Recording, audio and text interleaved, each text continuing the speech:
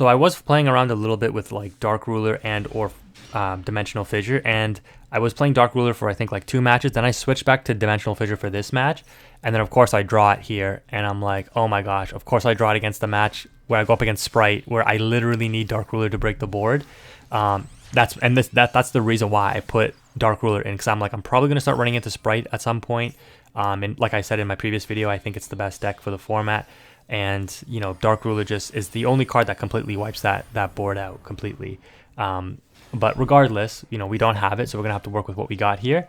And I was considering just scooping. I was considering like this is a bricked hand technically still. If they set up their board the right way, you know, I can't Book of Moon the carrot, so even if I draw into like evenly, I wouldn't be able to break the board. And like hope to play from there. And even if I did break the board, they likely keep Elf anyways, and then just get free resource off Elf. But this is why, again, in my previous video, which you should watch about Sprite, I talk about why playing 2 carrot and 2 red is so important.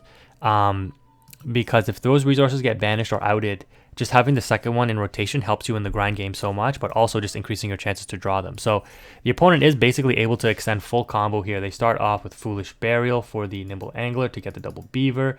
They go into Sprint, which gets them into the Swap Frog engine. And then they're able to bring out both red and carrot, but they opt to get red off the field. Keep the carrot. They're going to bring red back with Elf, no doubt. And then they have the Melfi Caddy into either, if they play the Merry Melfi's Monster Bounce, or the Herald of Arclight Omni Negate. They've got the Melfi of the Forest Interruption to negate a monster, which is basically impermanence against Flowandereeze, by the way. They've got the Carrot Negate, which isn't untargetable, so I can Book a Moon it. So the opponent kind of messed up on their placement, in my opinion. And then, of course, they're going to do Elf, bring back red for a monster negate. So it's literally like, you know, 1, 2, 3, 4, 5, just total of like 4 negates face up on the field. Plus, you know, they probably have hand traps, because again, this is Melfi Sprite. They play a lot of hand traps, and or this is like an imperm or something, right? Or a double cross or who knows what, right? So they didn't opt to set up the IP, which is fine. So no Unicorn or Avermax to worry about right now. But you can just see, again, right? Again, in my Sprite video, I talked about this, just how good this deck is. So yeah, this seems pretty impossible to play through. So on draw phase, we see that we get a Pot of Extravagance, which means we have to activate it for the first card in our main phase 1. So during standby phase, I'm going to Book a Moon the carrot so that they can't negate this Extravagance, right? Doesn't matter if they negate the Book of Moon, I'm just getting the carrot, you know, off the field basically, or getting the effect off the field, so to speak, not the card itself. Main phase 1, okay, put them on You Better Have Ash, because that would definitely be a scoop. Because, you know, this Book of Moon of the carrot should indicate to them that I'm kind of desperate to resolve this, right? But they don't have Ash, but they are going to chain carrot now that priority has been able to be passed back to them, and sure enough, they do bring back the red. So what are we able to draw off of this? Okay, so we don't draw the evenly, right? Because evenly here would have been like easy GGs, right? We draw map and we draw advent, so not the worst. We're going to go ahead and activate Dimensional Fissure, and then we're going to activate map. Map effect going to reveal Eaglin, banish Robina because we have to go for the Robina here. That's our only way to extend.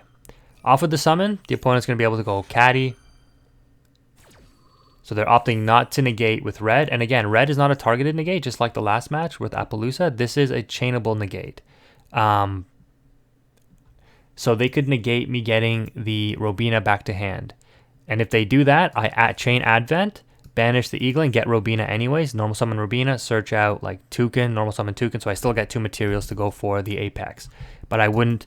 I would be able to get the search off of Eaglin as well for the Empin. So even if they negated the Robina, I had extension plays because I drew the Advent along with the map, right? So you can see kind of how you have to play your options, because you have to visualize, if the opponent does this, this is my course of action. If my opponent doesn't do that, this is what I'm able to do, right? So they're opting to save their red negate still.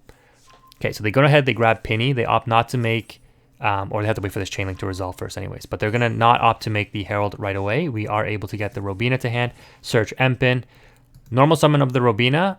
Unfortunate that the Melfi of the Forest is going to be able to trigger here. This is like an imperm, like I said, when the Caddy goes back to hand, okay, they're able to basically imperm. So we're then going to dodge that targeted negate. So you can see how Flowandereeze is able to play around like chainable negates and targeted negates. Targeted negates are dodged by Advent of Adventure and Book of Moon because they prevent the card from being targeted, because they either banish it with Advent or flip it face down with Book of Moon. And then the chainable negates you have to play around by chain blocking. So these are some of the more advanced plays that you have to utilize a lot more with only one Empin, right? I know I keep bringing it up, guys, but it is significant. So we're going to go ahead and let this resolve. They are going to chain the Penny to bring out the Herald of Arclight. So this is, again, another Omni negate that I have to worry about here. But keep in mind that I still have my normal summon for turn, right? And this is going to be crucial. So we're going to search Stree. Okay, Melfi of the Forest fizzles. And we're going to be able to search Toucan off of the Robina. So we've got all 4 birds in rotation. But the problem is we've already banished one off of Robina. So we're not going to be able to keep the all 4 materials on field in order to get 2 tribute monsters on board. So we summon Stree. Okay, we have nothing to chain block it with since we already brought back the Robina. The Stree's going to target the Ronin Tonin, and I'm like, this has to force out a negate because obviously they don't want their Ronin Tonin banned. The opponent does indeed herald, negate, and destroy the Stree. This is important because the destruction of the Stree will allow me to use the Toucan normal summon for turn and then chain block the Toucan so it doesn't get negated by the red and grab back the Stree. So no matter what they did here, if they used red negate to negate the Stree, you can see I still have my normal summon for turn, then I keep the Stree on field, right? And then I'm able to tribute over with the Empin. And then chain block the Empin with the Stree that's going to the banish pile anyways to dodge the Herald negate. If they negate with the Herald, it destroys the Stree. I'm going to be able to chain block it with the Toucan. So again, you can see I'm thinking through the different lines and how I'm able to play around the opponent's interruptions and negates. So things are going to resolve here. The Stree is going to be negated and destroyed. That's totally fine. We're going to now normal summon Toucan, target the Robina, and then chain block it with the Stree. The opponent kind of realizes there's no point in chaining red here. So that's going to resolve. And at this point, we are going to bring out the Empin, and then we're going to be able to chain block the Empin here with the Eaglin. So again, no point in red negating. They're just going to be negating the return of the Eaglin. We're going to grab Unexplored Winds here because obviously we already have Trap card. And then in battle phase, now this is a questionable play. I was thinking about this and I'm like, should I go for the red or the carrot? I don't need to go for Elf because Elf is now negated by Empin, right? Empin is a natural negate to all Link monsters. But the reason that this might have been a misplay is because they have to flip this carrot face up, and it's going to be flipped face up in attack mode, which means because it was special summoned, it's going to have its effect negated. It's not going to be able to negate my Dreaming Town when I activate it. They can't flip it face up and then switch it to defense, right? So should I have gone after the red to prevent a monster negate? I was thinking like, well, I'm going to be able to chain block everything anyway, so the red is really not that much of a threat. I think the carrot might be more of a threat if they're able to out my Empin, and my only interruption left is like Dreaming Town. So I'm like, the safer bet is to probably go for carrot because I've already shown and I'm confident that I could, during my opponent's turn, play around the red. The Melfi of the Forest is no longer an interruption because they're not playing any more Melfis usually. They're just playing the Caddy, so we have nothing to worry about with this card negating stuff again anyways. So that's the logic there. But yeah, I think maybe red might have been the better target to attack. So the opponent reveals, after the priority kept getting passed back to them all the time, that their interruption is a Bestial and not like an Ash or something like that, or Effect Veiler, not an Imperm. So they do bring the Bestial to the field. This is again one of the reasons why FLOOWANDEREEZE had to get nerfed from Konami. I hope that they really do lighten the ban list or lighten the cards on the ban list for this deck, because they've only banned this stuff because literally it counters like what everyone's playing, right? It's countering the Bestials and Tearlaments. That's the only reason they continue to nerf FLOOWANDEREEZE. Anyways, I'm not going to go on a tangent for that. They're going to attempt to bring back Ronin Tonin here, and I'm going to, on first potential action on my side, so this is the first thing that they try to do, I'm going to activate Dreaming Town, and I'm going to attempt to set up a bit of a board here. The opponent knows that this will probably search out the Snowl.